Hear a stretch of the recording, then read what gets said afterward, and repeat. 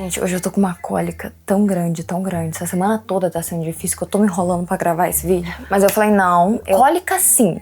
Deixar as meninas sem vídeo, jamais. Prazer, eu sou a Carol Ferraz, eu sou criadora de conteúdo e influenciadora fitness já tem 6 anos. E eu também sou formada em nutrição, faço pós-graduação em nutrição comportamental e esportiva. E realmente, nutrição é uma paixão minha, eu gosto muito de explicar. Esse mundo fitness está na minha vida há muitos anos. Muita coisa eu errei, muita coisa errada, eu caí em muita coisa errada. Por isso que eu tento trazer sempre esse mundo fitness um pouco mais mastigado pra vocês, sabe? Um pouco mais desmistificado. Tem vários vlogs também sobre a minha rotina, a minha vida e como que eu trago esse mundo mais tranquilo pra mim, pra minha vida na prática. Primeiro eu vou explicar pra vocês por que que isso acontece, por que que existe esse platô. Isso é algo que a gente chama de termogênese adaptativa, quando o seu corpo, ele se adapta a nova realidade. Então, basicamente, você perdeu peso, você já perdeu uma boa quantidade de peso, você teve ali uma evolução, só que a partir dessa evolução, o seu corpo, ele não é burro, ele não é bobo. Pensa lá na época da sobrevivência. Ele queria te deixar vivo, né? Te fazer sobreviver. É justamente aí que entra a termogênese adaptativa. O seu metabolismo, ele vai se adaptando para esse novo peso, para essa nova vida, para esse novo estilo de vida. O que acontece muito é que quando a gente vai fazer o cálculo, né, da taxa metabólica basal, existem vários tipos de cálculo. Da OMS, Harris Benedict, Cunningham, Tinsley, enfim, tem vários tipos de cálculo, tá, gente? Não tem um melhor que o outro, tudo vai depender da pessoa que tá fazendo, de como tá fazendo, e vai do profissional ver cada um. O único jeito, 100% de você saber a sua taxa metabólica é você fazendo um exame que se chama calorimetria indireta. Inclusive, tem um vlog aqui no canal onde eu fiz a minha calorimetria, que é a única forma de você saber a sua taxa de repouso. Então, a taxa metabólica, existe a taxa metabólica basal e o gasto calórico total. A taxa metabólica basal é tudo que o seu corpo gasta literalmente pra sobreviver. Então, se você ficasse em coma, digamos assim, é basicamente o que o seu corpo ia gastar ali pra não fazer nada. O seu gasto calórico é a sua taxa metabólica basal, que compõe basicamente 70% desse gasto. 15% é do seu NEAT. O que é um NEAT, Carol? NEAT é um Non-Exercise Activity Thermogenesis. Eu falei chique assim, bonito, mas basicamente é toda atividade que você faz que não é programada. Então, eu tá aqui gesticulando é um meu NEAT. Eu desci ali agora porque a Carolina chegou em casa e fui falar com ele. Desci as escadas, subir de volta. É o NEAT. Então, tudo que você faz que não é tipo, ai, vou me programar para fazer esse exercício, é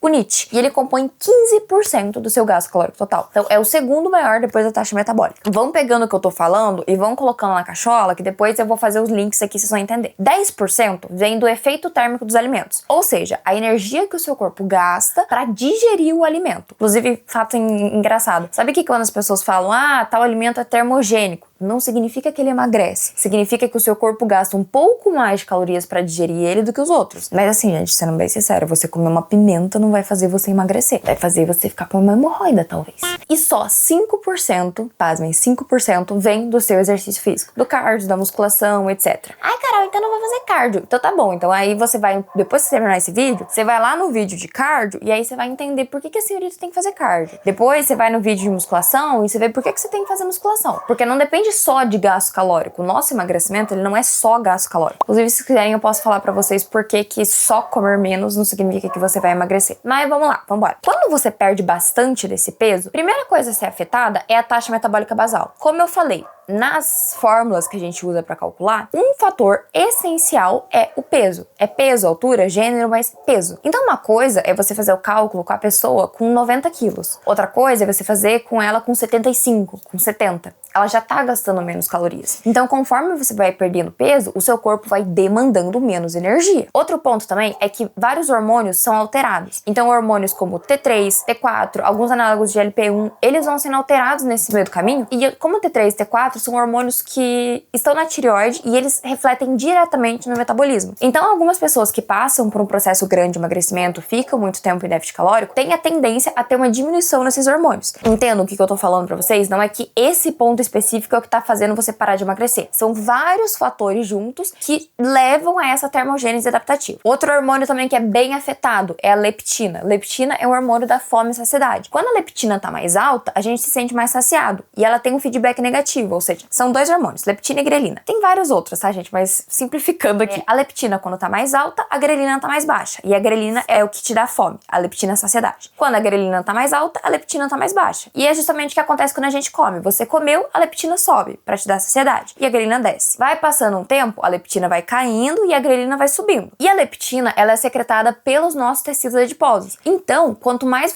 tecido adiposo você tem, maior a liberação de leptina. Quanto mais você vai perdendo gordura, menos leptina você tem no seu corpo. É por isso que quanto mais você vai emagrecendo, mais fome você vai sentindo. Até fisiculturistas, eu tenho muito exemplo disso em casa, porque meu namorado é fisiculturista, né? E eu cheguei a fazer uma preparação com ele, então assim, quando você tá com um percentual de gordura bem baixo, não importa o que você coma, você vai sentir muita fome. Por quê? Porque a sua leptina tá sendo menos liberada. E aí, o que o seu corpo faz? Entendendo tudo isso, entendendo que você tá gastando menos, você passa a se movimentar menos, de forma não programada, né? Que é o NEAT. O seu NEAT vai baixando. Então, você passa a fazer menos atividades a pé. Você passa a ficar mais deitado, mais sentado. Eu lembro que quando meu namorado tava pra subir, que ele tava comendo bem pouco, ele não fazia nada. Tipo assim, ele ia pro trabalho, tipo, parece que nem energia pra trabalhar tinha, sabe? Não conseguia pensar, tipo, o máximo de interação social ele não conseguia fazer. Por quê? Porque você tá comendo menos. Então, o seu corpo, ele quer pegar toda essa energia e colocar pros órgãos vitais. Então, você passa a se movimentar menos. E aí, logo, o seu gasto calórico também diminui. Porque lembra que eu falei que era 15% do seu gasto calórico? Vem disso também. Como você tá comendo menos, você tem menos alimento pra digerir, o efeito térmico dos alimentos também é menor. E como só 5% vem da atividade física, o ideal é que sempre a gente vai aumentando. Então, pessoas que precisam emagrecer, fazem um pouco mais de cardio. Musculação, a gente sempre mantém a mesma coisa, mas tenta aumentar ali o cardio. Tento falar pra vocês sempre, tipo, tentar se movimentar, fazer umas atividades a pé pra aumentar esse NEAT, tudo. Mas, como acontece tudo isso, é o que a gente chama de termogênese adaptativa. Que mesmo que você faça a mesma dieta, o seu corpo não está gastando mais as mesmas calorias. Isso não significa, e é completamente errado você falar, que o déficit calórico não tá funcionando. Porque déficit calórico, né, comer menos calorias que o seu corpo gasta, ele vai funcionar. O problema é que o seu déficit calórico não é mais a mesma coisa. Talvez ele tenha mudado. E é isso que eu vou falar com vocês aqui. Beleza, Carol, eu já entendi o que é termogênese adaptativa. Será que eu estou em termogênese adaptativa? Aí é muito importante agora a gente pegar as 2 mãozinhas, colocar na consciência e entender aqui o checklist que eu vou fazer com vocês. Porque às vezes, gente, não é que o seu corpo tá em termogênese adaptativa. Se você perdeu muito peso, muito provavelmente. Mas se você perdeu 5 quilos, até 10, assim, a diferença é muito pequena, tipo,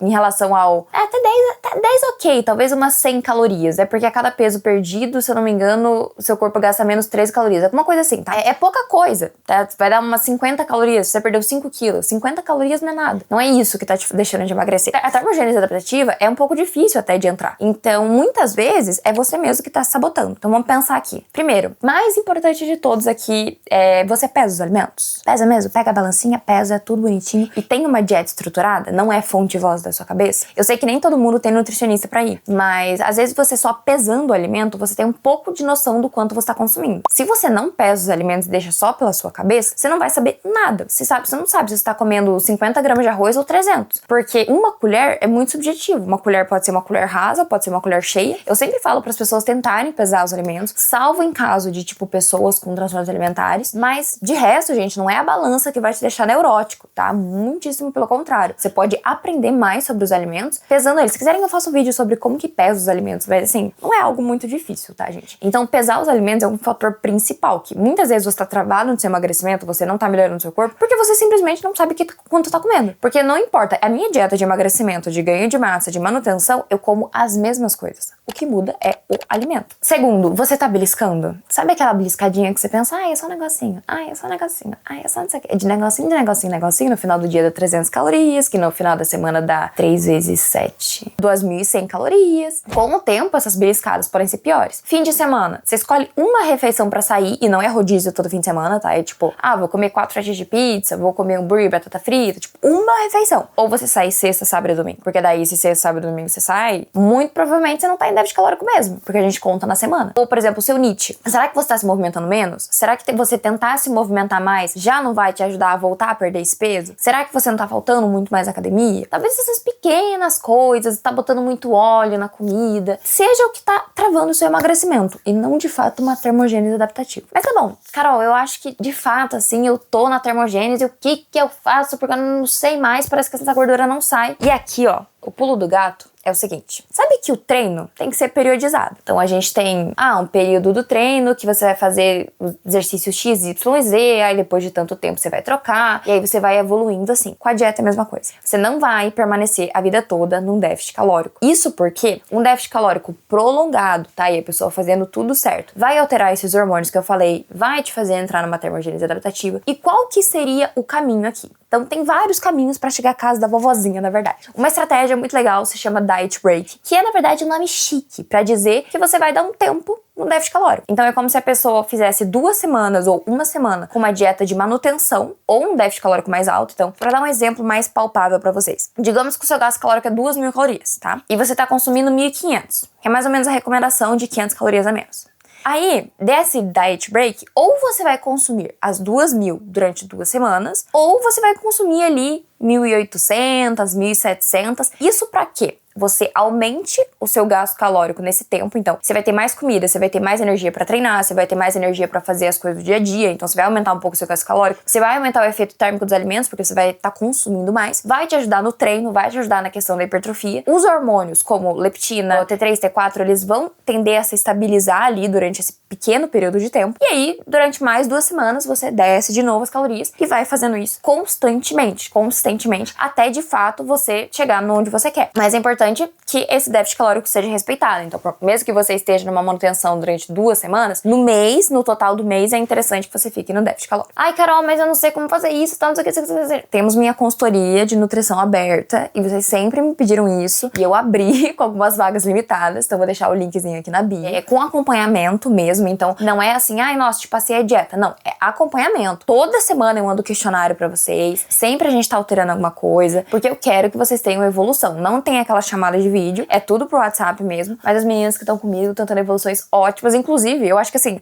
salvo uma das 20 que estão comigo, eu não coloquei num diet break. Todas as outras eu tô usando essa estratégia e tá dando muito certo. Mas outras coisas que a gente pode fazer, alterar períodos, né, de manutenção e períodos de déficit calórico, não necessariamente 2 semanas, mas períodos maiores. Como no meu caso, por exemplo, eu sempre fiz bulking e cutting, então eu conseguia ter uma evolução legal assim, mas não é todo mundo que vai ficar dessa forma. Algumas pessoas precisam passar aí, por exemplo, 1 mês, 2 meses, com uma dieta um pouco mais alta. Uma estratégia que também é válida é a questão do ciclo de calorias e carboidrato. Ele entra parecido no diet break, só que ele altera por dias. Então, 3 dias de carboidrato mais alto, 2 dias de carboidrato mais baixo. Então ele vai alterando também, ele faz mais ou menos a mesma coisa. E outras 2 estratégias muito legais é o refeed e a refeição livre. Esses dias eu fiz um post no Instagram falando que a refeição livre podia te ajudar a emagrecer. E é basicamente, você escolhe um dia na sua semana pra você comer mais calorias, carboidrato, sódio, que é o dia da sua refeição livre, né? O dia que você vou sair, vou fazer alguma coisa. É óbvio que assim, gente, se você precisar, ai, nossa, tive 2 aniversários essa semana, e aí você vai lá e sai, beleza. Mas o ideal é que você tente se restringe a pelo menos uma refeição na semana. Se você tem um objetivo, né? Óbvio, emagrecer. Se você não tem um objetivo, gente, seja feliz, que é o objetivo que eu tô agora, inclusive, tipo, eu tô nem ligando. Mas se você tem um objetivo, eu quero secar, quero emagrecer e tal, você precisa ser um pouco mais focado, sabe? Você precisa aprender a passar um pouco de vontade. Eu acho um assunto legal pra gente trazer também, que é normal passar vontade. Se restringir uma refeição livre por semana, e não é o dia todo, tá? É uma refeição, não fiquem indo rodízio toda semana, porque vai te tirar muito déficit calórico. Mas ali, escolhe alguma coisa que você quer comer, que você tá com vontade. Sempre opte por coisas salgadas e proteicas, então que tem alguma proteína. Então, tipo, vai pedir uma pizza. Tenta pedir uma pizza com alguma carne, alguma coisa, porque isso vai te deixar mais saciado e vai evitar que você exagere. Mas esse aumento ali de calorias, ele vai fazer meio que a mesma coisa do diet break. Ele vai te ajudar a estabilizar um pouco mais os hormônios, a ter mais energia pra treinar, aumentar um pouco a energia pra você se movimentar melhor. Inclusive, a refeição livre, eu acho que eu já falei sobre isso aqui, mas pra quem não viu, quando você come uma refeição com mais carboidrato, mais energia, mais caloria, é como se a gente tivesse um tanque, né? A gente tem o nosso tanque, que são nossos músculos, de glicogênio, que é a energia que a gente usa lá na musculação. Quando a gente faz esse abastecimento, né? A gente come mais carboidrato, mais sódio, tudo, a gente enche esse tanque, e aí você tem mais energia pra treinar melhor. Então uma coisa que eu sempre faço é fazer a minha refeição livre um dia antes de quando eu vou treinar a perna, ou quando eu vou treinar glúteo, que é o músculo que eu mais quero dar ênfase. Por quê? Porque ali, não é que você tá compensando as calorias, até porque a gente não gasta tanta caloria assim no treino de musculação, mas é como se você estivesse usando aquele estoque pra uma coisa boa. Então assim, meninas não choram porque comeram demais. Não, meninas choram porque comeram demais. Mulheres usam estrategicamente a sua saída da dieta dieta pra treinar mais pesado, entendeu? É assim que a gente tem que pensar. E o refeed, na verdade, é como se fosse a refeição livre, só que o refeed, geralmente, a gente não usa, pode comer o que você quiser. É uma coisa mais planejada, assim, é tipo um aumento de comida ali momentâneo. Então, você come 50 de arroz, eu vou te botar 300. Exemplo bem esdrúxulo, tá? Mas é que eu não quero falar pra vocês que é de comida limpa e comida suja, porque eu não gosto de dividir os alimentos assim. Mas é basicamente isso. Então, essas são algumas estratégias que a gente pode usar, tá? É você voltar a subir as calorias. Como eu falei, não tenham medo de voltar a subir as calorias. Tem muita gente que fala,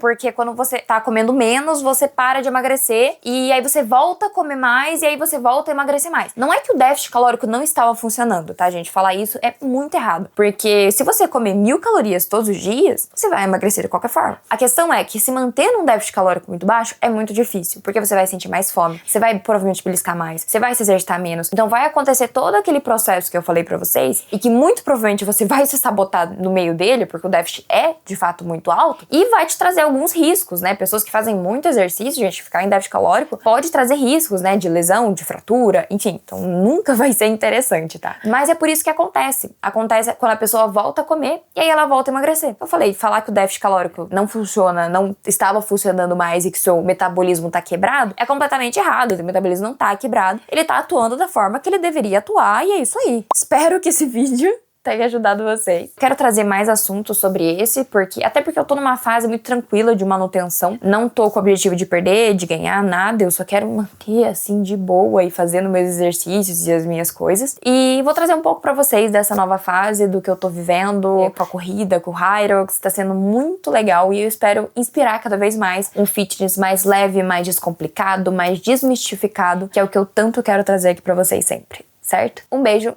E até o nosso próximo vídeo. Quem não se inscrever no canal vai ganhar 5 anos de azar.